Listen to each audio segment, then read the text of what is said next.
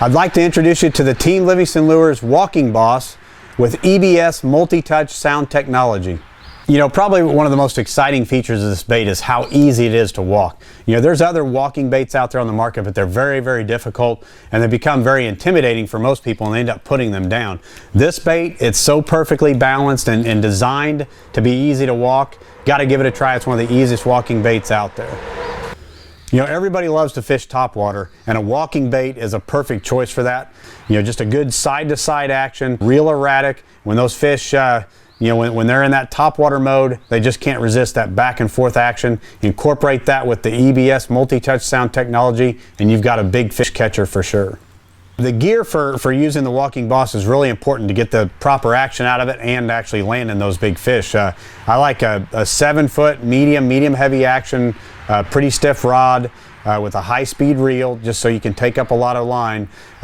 Usually with 50-pound braid is usually my go-to. If not, I'm going to use maybe like 20-pound monofilament, you know, something like that.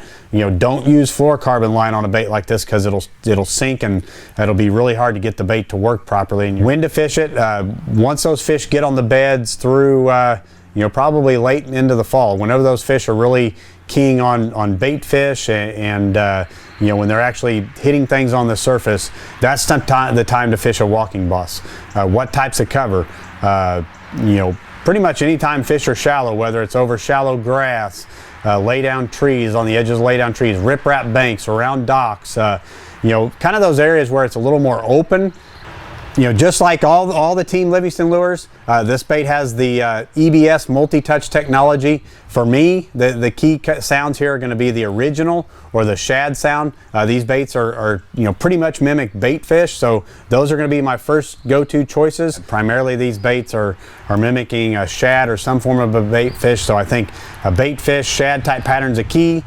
You know, incorporate that in you know, more whites on cloudy days, low light conditions, more of a darker color, and you know, you're going to have the right color for sure.